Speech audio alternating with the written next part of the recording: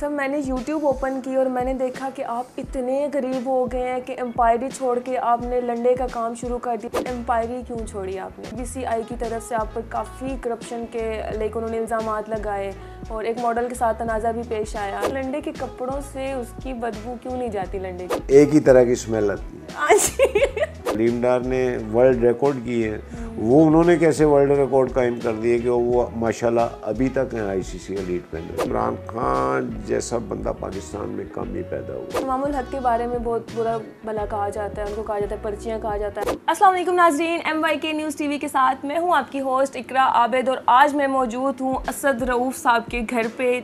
ये एम्पायर है, ये तो सब लोग जानते हैं। एक और बात फैली हुई है कि ये लंडे का जिस तरह फैली हुई है उसी तरह कहूँगी कि लंडे का काम कर रहे हैं, लंडे में सेल कर रहे हैं। तो मैं आज इनके घर पे आई हूँ आप लोगों को ये दिखाने के लिए कि वे लंडा नहीं है, सेकंड हैंड क्लॉथिंग का काम कर रहे हैं और किस तरह इनका बिजनेस फैला हुआ है इनके घर पे और बाहर, वो मैं आप लोगों को दिखाऊंगी।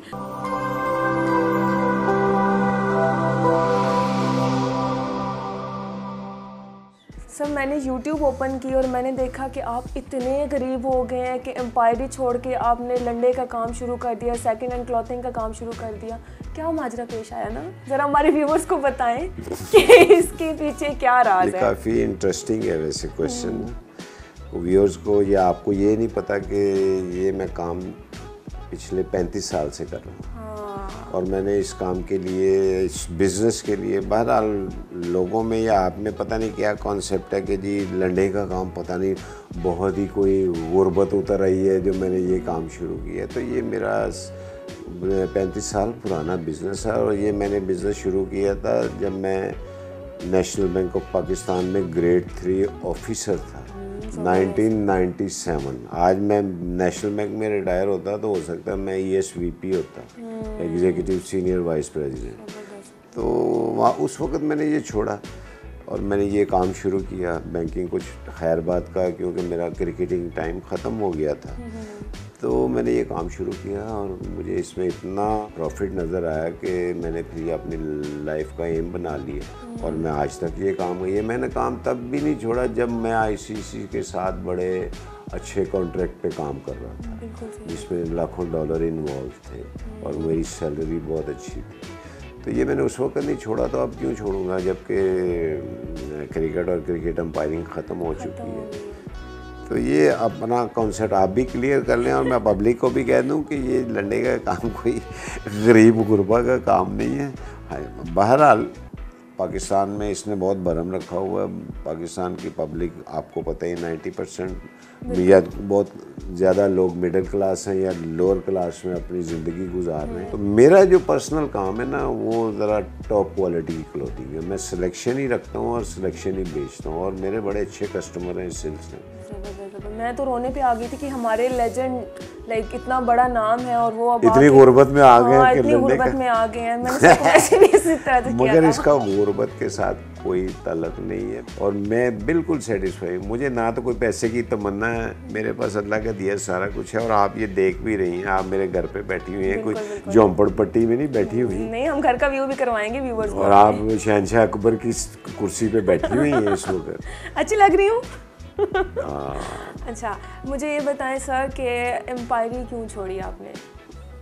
देखें, इसकी बहुत बड़ी रीज़न्स हैं, काफ़ी रीज़न्स हैं जो मेरी एम्पायरिंग टाइम पे किसी ने जानने की कोशिश ही नहीं की। हर चीज़ का एक रीज़न होता है ना। सबसे पहले तो मैं आपको बताता चलूँ कि मैं 2013 में मैंने एम्पायरिंग ख़त्म की थी और 2012 में हाफिज़ इमरान साहब का प्रोग्राम होता है, वक़्त TV पे होता था, गेम बीट। 2012 में मैंने उनको इंटरव्यू दिया था उनके ऑफिस में कि मैं 2013 के बाद एम्पायरिंग नहीं करूँगा। वो मेरा आखिरी साल होगा। उसमें मेरी एज भी उस वक़्त 57 के करीब थी और ये जो एज है ना, ये मैं तो अल्लाह तक ये शुक्र है कि मैं उस वक़्त भी सुपर फिट था।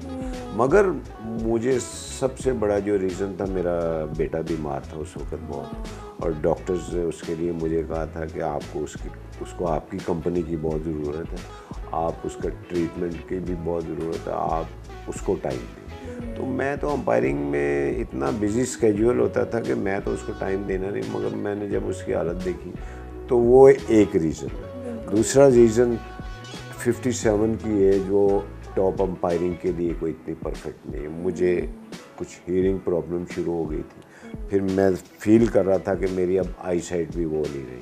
फिर इस एज में बंदे में वो स्ट्रेंथ भी नहीं होती। इसका मैं एक बड़ा इंटरेस्टिंग आपको वाक़या सुनाऊं।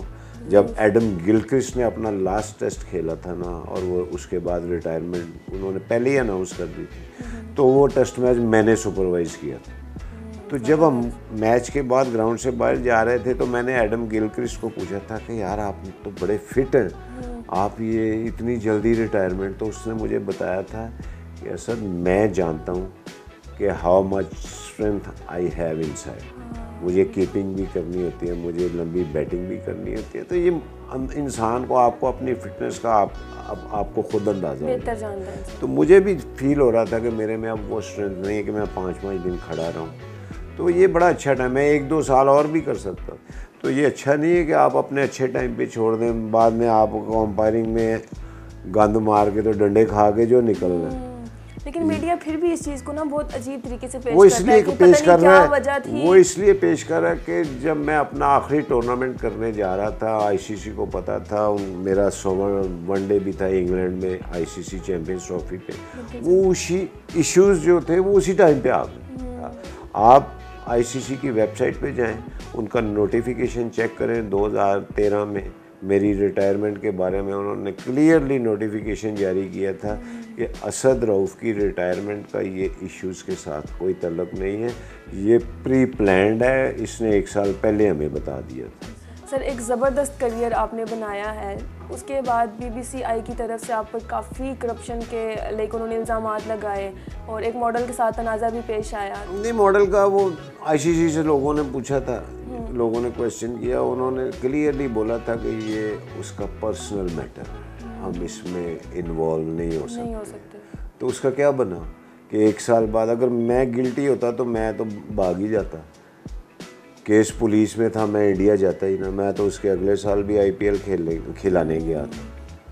तो मुझे अगर मैं गिल्टी होता या मैंने कोई गलत काम किया होता, जैसे वो मॉडल ने टीवी पे आके बोला था, तो ये स्टोरियाँ बना के बेचना, ये तस्वीरें देना, ये अच्छे लोगों का काम नहीं होता। ये जो है ना चीपेस्ट वे है टू गेट द पब्लिसिटी।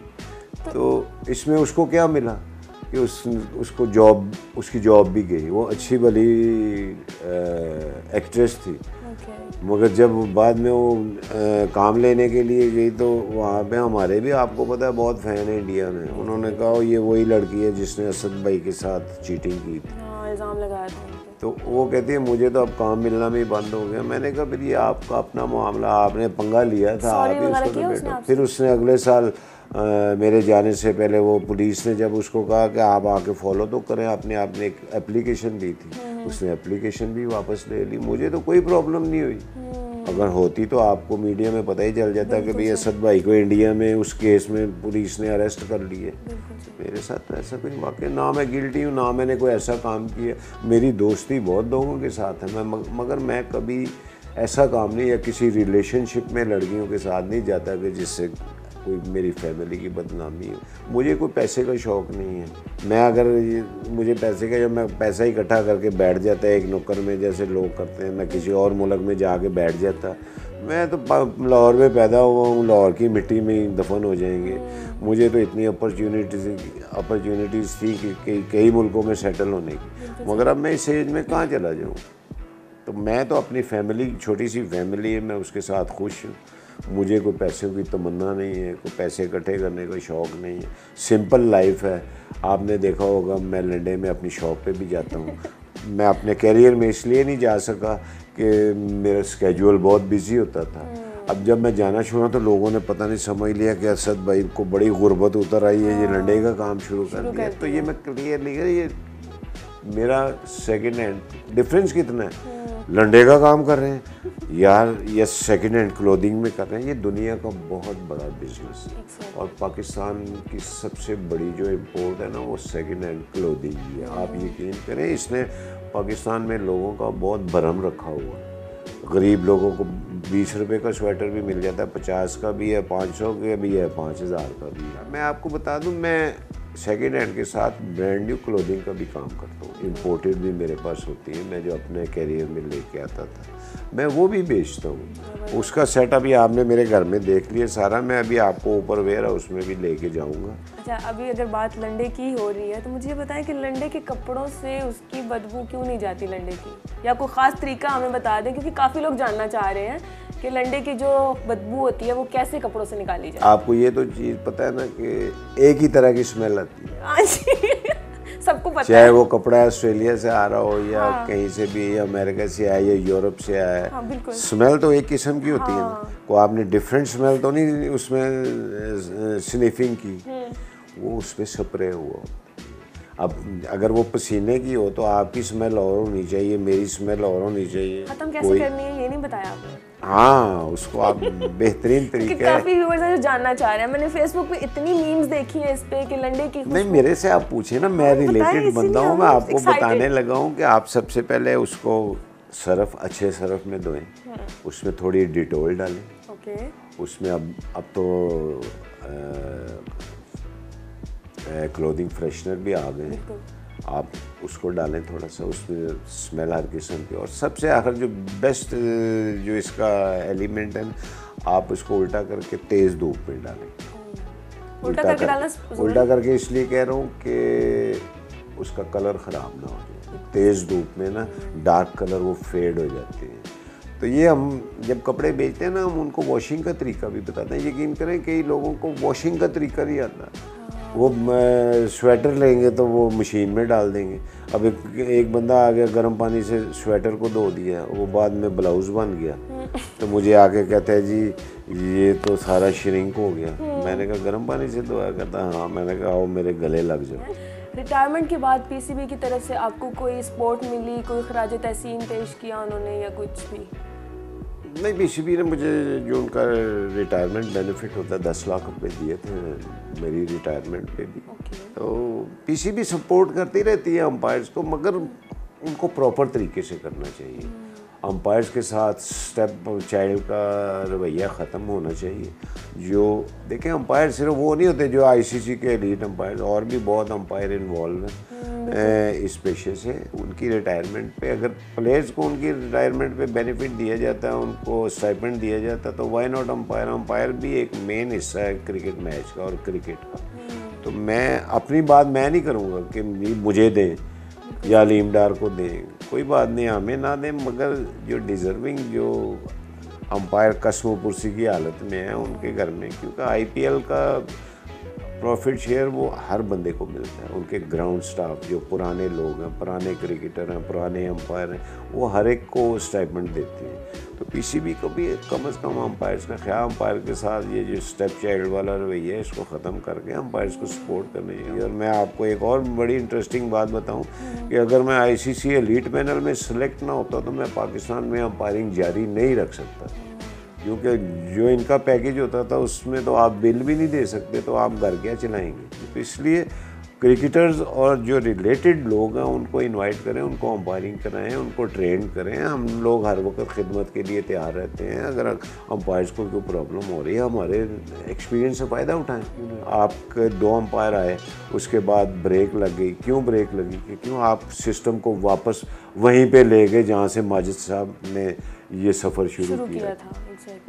तो इसमें सोचने की बात होती है कि हम यार बाद में क्यों नहीं अपना पेश कर सकते। बैटिंग की बात करते हैं तो इमामुल हक के बारे में बहुत बुरा भला कहा जाता है, उनको कहा जाता है पर्चियाँ कहा जाता है, नेपोटिज्म कहा जाता है, लेकिन उन्होंने अपना लोहा मनवाया और मेहनत करके अब वो इंटरनेशनल लेवल पर 2nd नंबर की रैंकिंग में हैं। तो उनकी बैटिंग के बारे में आप क्या कहते हैं? देखिए, नेपोटिज्म है या फेवरेटिज्म है या पर्सनल लाइकिंग है, अगर वो सेलेक्ट हुए हैं और वो परफॉर्म कर रहे हैं अच्छा और कंसिस्टेंट है अपनी परफॉर्मेंस में, तो उससे बड़ी जस्टिफिकेशन तो कोई नहीं है कि भी मैं सिलेक्ट हुआ था, चाहे मैं इंजमाम का भतीजा हूँ, मगर अगर वो ग्राउंड में कंसिस्टेंट परफॉर्मेंस दे रहे हैं तो दैट मीन्स कि उनकी सिलेक्शन सही हुई है। उसको आप एक बंदा परफॉर्म कर रहा है तो आप उसकी सिलेक्शन को गलत तो नहीं कह सकते। या वो नेपोटिज्म तो नहीं। अब इंजमाम के भतीजे को ये तो इख्तियार है ना कि वो टीम के लिए सिलेक्शन में आ सकता है। वो भतीजा होने के नाते को उनकी क्रिकेट के कोई बैन तो नहीं लगा हुआ। अगर वो सिलेक्ट हुए हैं किसी काबिलियत पे हुए हैं, या चले नेपोटिज्म से ही हुए हैं, या पर्सनल लाइकिंग से ही हुए हैं, मगर उसने अपनी सिलेक्शन को जस्टिफाई तो किया है ना।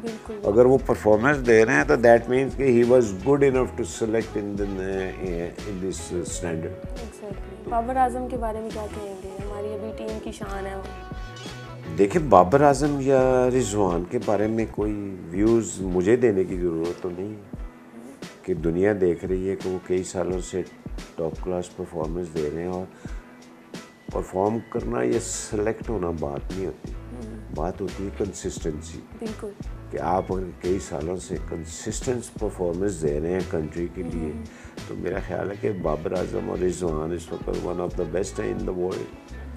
तो उनकी जितनी तारीफ़ की जाए कम है।